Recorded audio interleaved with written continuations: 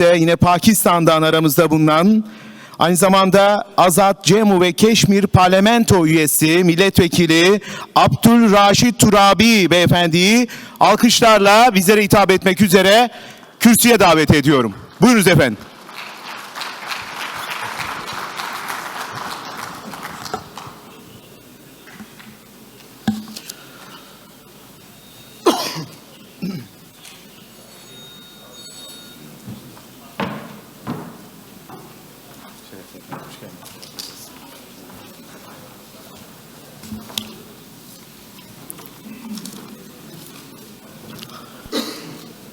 Elhamdülillahi Rabbil Alemin.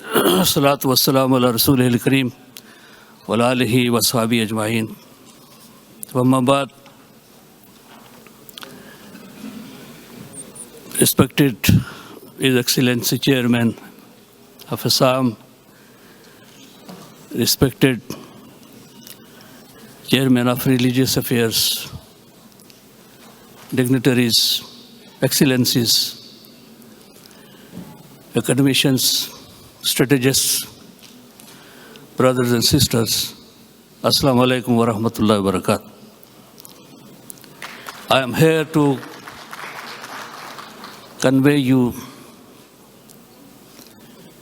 the salam and greetings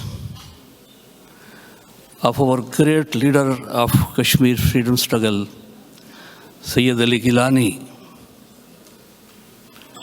who has been confined in his house, who is facing a solitary confinement for the last 10 years.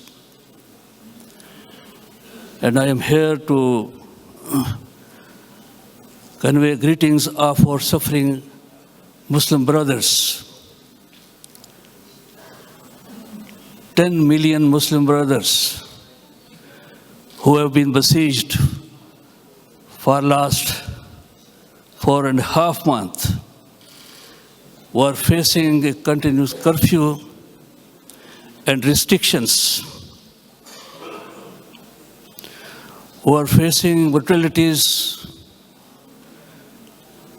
of more than 800,000 Indian troops, who are committing heinous inhuman crimes, inflicting upon the innocents. They are targeting our youths, our schools, our colleges, our business, our market, everything has been shut down. So I am here to observe solidarity on behalf of Kashmiri brothers and to convey their aspirations and greetings. I congratulate Chairman of ASSAM and his team for organizing this very important and August conference, which is being participated by very eminent scholars and strategists all over the Muslim world. And I am very grateful for giving me this opportunity to be among you. The unity, and especially in the field of strategic affairs, that is need of the day. And it is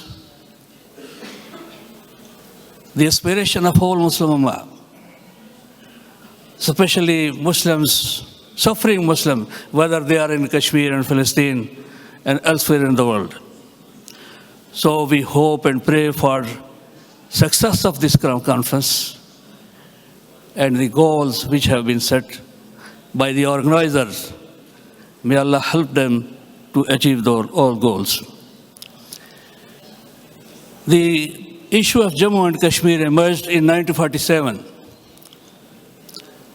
when after a very historic moment that was led by Qaeda Muhammad Ali Jinnah, the Indian subcontinent was divided into two separate homelands on a basic principle that the states and the Muslim and the areas where Muslims were in the majority, they will go to Pakistan, they will constitute Pakistan.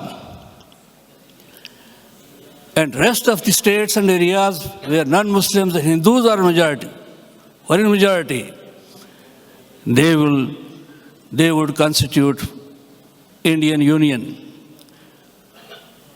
So being a Muslim majority state, more than 85% Muslim majority state of Jammu and Kashmir, integrated religiously, socially, economically with Pakistan, quite inclusive to Pakistan, it would have been acceded to Pakistan. But because its ruler was a Hindu, non-Muslim, Hari Singh, he conspired against the wishes of the people of Jammu and Kashmir, and with the patronage of British rulers, Lord Mountbatten and the Indian National Congress leadership, he unilaterally announced accession of the state with the Indian Union. That was opposed by the people of Jammu and Kashmir on the so-called pretext of the accession. Indians sent their troops to occupy the state of Jammu and Kashmir. The Muslims of Jammu and Kashmir, they started their armed struggle. They waged a jihad against this occupation, and they got liberated 1/3 of Jammu and Kashmir. That is called Azad Jammu and Kashmir, Gilgit-Baltistan. And they were further proceeding, and they were knocking the doors of the capital of the state, Srinagar. When out of frustration, Indians went to the United Nations. They demanded a peaceful solution, and they asked United Nations to intervene in the affairs. On India's request, United Nations Security Council passed resolutions on Kashmir that fighting forces should hold a ceasefire, and Kashmiri has been given a pledge that under free and fair plebiscite conducted under the auspices of the United Nations, they would be given a chance to exercise their right of self-determination. Since then, Kashmiris have been striving to have their right of self-determination peacefully. But contrary to comply with these commitments and international laws, India has been trying to change the demography of state of Jammu and Kashmir. And even 1 month of November in 1947, they massacred more than 300,000 of our Muslim brothers in Jammu province. And they forced to leave hundreds and thousands of our brothers and sisters, their houses, their areas, their settlements, to seek refuge in different parts of Pakistan. Now we have 2.5 million refugees who have got settled in different parts of Pakistan and diaspora. Since then, Kashmiris have been trying to have their right of self-determination peacefully, and their every peaceful effort has been turned into the brutalities. For the last 30 years, Kashmiris have offered more than 100,000 sacrifices of their brothers and sisters, and their properties, their business centers, their all economic basis worth billions of dollars have been destroyed. Having all heinous tactics to crush this movement, when Indians observed that Kashmiris are determined to have their right of self-determination, they took very dangerous initiative of 5th of August, abrogating Article 370 and 35A of the Indian Constitution, which were providing guarantee to the state of Jammu and Kashmir for their Kashmiri identity, for their demographic integrity. So now Narendra Modi and his government is planning to influx millions of Hindus to the state of Jammu and Kashmir to change the demography and numerical number of the Muslims of that region. But Alhamdulillah, our Hurriyat leaders, our youth, and our brothers, suffering brothers and sisters, they have decided to not subjugate before the Indian such inhuman practices, and they are determined to strive their right of self-determination. Excellencies, what we observe today, Muslim Ummah is facing different internal and external challenges.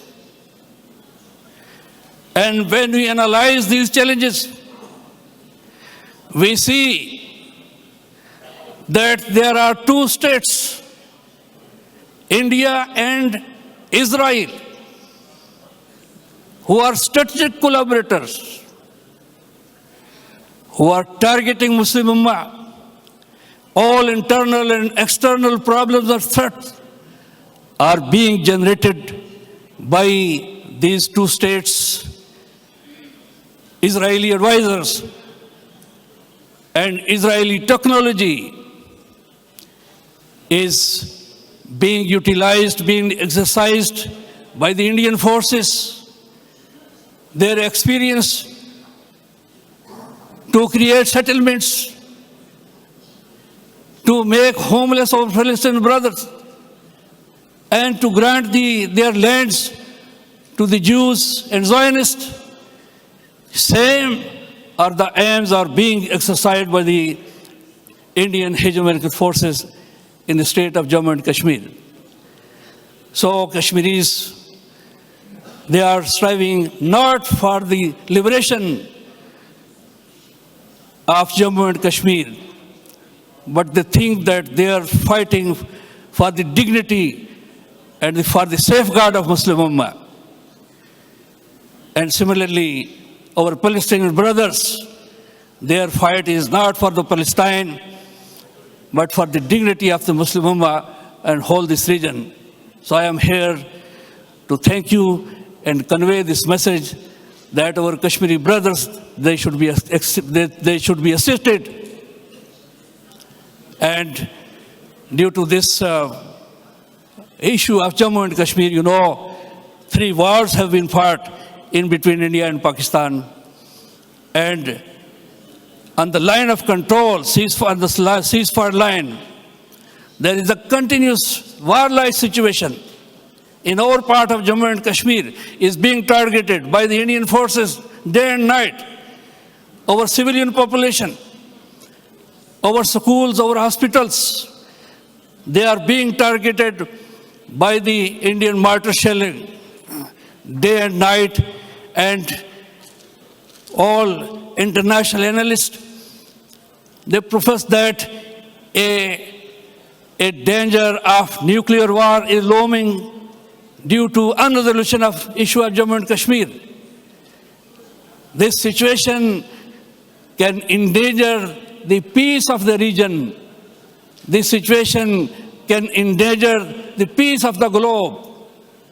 So we request that Muslim Ummah, our leadership, and our intellectuals, and our defense strategists, they should come forward to assist Kashmiris and to patronize and to strengthen efforts of Pakistan to resolve this issue peacefully. We are very grateful to President Tayyip Erdogan, who has been very vocal, who has been reflected our aspirations in United Nations General Assembly and all Turk nation for their continuous support at international level and at the level of OIC. We hope we will be enjoying this support more and more, so that we can achieve our goal of right of self-determination. The liberation of Kashmir will be a triumph of Kashmiris, will be a triumph of whole Muslim Ummah, will be a triumph of the Turk nation, the great Turk nation who led whole Muslim Ummah for centuries. Wassalamu alaikum wa rahmatullahi wa barakatuh.